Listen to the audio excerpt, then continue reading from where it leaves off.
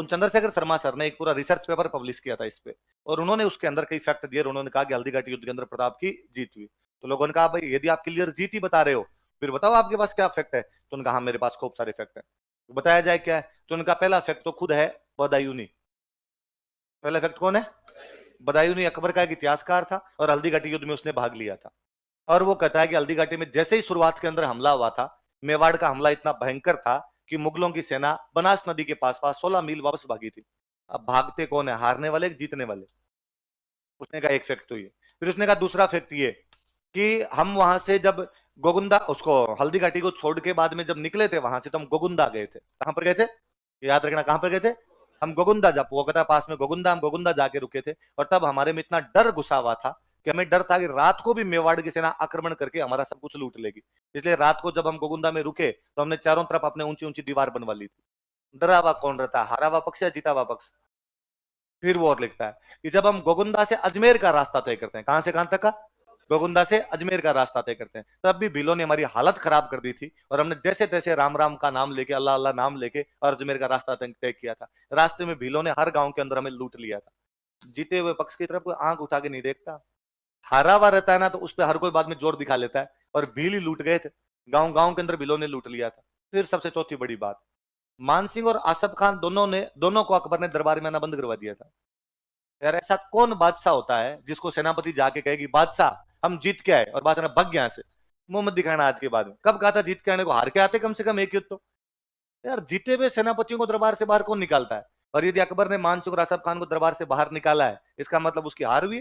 तभी सेनापतियों कह रहा है कि आज के बाद मेरे को मुंह मत दिखा। आप जाके पापा को, पापा आरएस में सिलेक्शन हो गया, पापा ने कहा आज के बाद घर में नहीं रह सकता।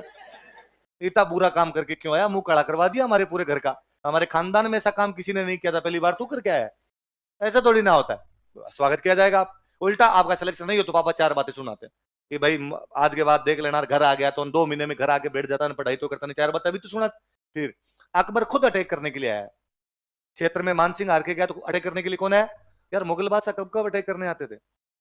यदि मुगल बादशाह को खुद अटैक करने के लिए आना पड़ गया है, इसका मतलब चोट गहरी है कि बहुत अंदर तक जाके आपकी चोट लगी है। फिर उन्होंने एक बड़ा जो सॉलिड रीजन और दिया था, वो ये दिया था मंडेर वाला।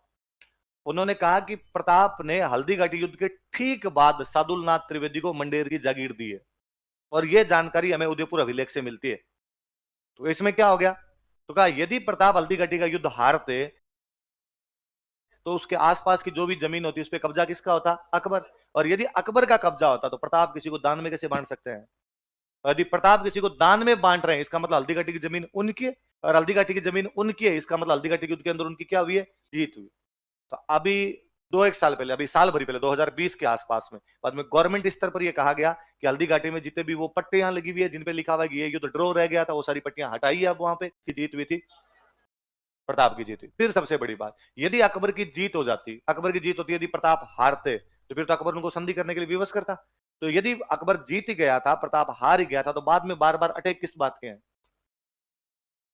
फिर शाहबाज खान, फिर अकबर खुद क्यों आ रहा है, फिर शाहबाज खान क्यों आ रहा है, उसके बाद में अब्दुल रहीम क्यों आ रहे हैं, फिर आपका सुल्तान खान क्यों आ रहा है, फिर आपके जगन्नाथ कछवा। एक लड़ी है यार पूरी, लगातार अटैक पे अटैक, अटैक अटैक किए जा रहे हो। ये बंदा कब करता है? जब उसको सफलता नहीं मिलती।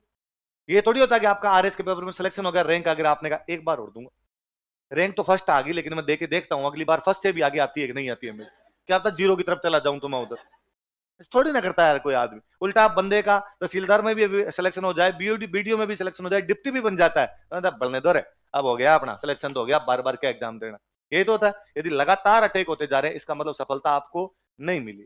फिर क्या हल्दीघाटी का युद्ध यदि आप जीत गए थे, तो क्या आपने अपने प्रताप को अपनी सेना में शामिल कर लिया? क्या प्रताप को आपने पकड़ लिया था? क्या प्रताप ने आपसे संधि कर ली थी? आपका एक भी उद्देश्य जो था अकबर का, वो पूरा हुआ? फिर लोगों ने कहा ऐसे तो मजाक मत ही क्या करो कम से कम, और ऐसे कैसे कहा जा सकता है कि इस युद्ध के अंदर जीत हो गई थी? तो हल्दीघाटी वाले युद्ध के अंदर प्रताप जीता, उसका एक बड़ा प्रूफ कौन सी जागीर है? ये मंडेर वाली जागीर है, जो जानकारी हमें कौन से अभिलेख से मिलती है। और उन्होंने ये तो मैंने तो एक एग्जाम्पल बताया, उन्होंने से सैकड़ों एग्जाम्पल दिए। उन्होंने ताम्र पत्र प्रस्तुत किया बाकायदा, साहब ये जमीन फलाने आदमी को इस तारीख को दान दी हुई है, ये पड़ा, ये जमीन इस तारीख को दान दी हुई, ये पड़ा, हल्दीघाटी की ठीक बाद में दी, हल्दीघाटी के पास की जमीनें दी है। हल्दीघाटी के पास की जमीन यदि किसी को दी जा रही है, इसका मतलब आसपास की जमीन उसकी।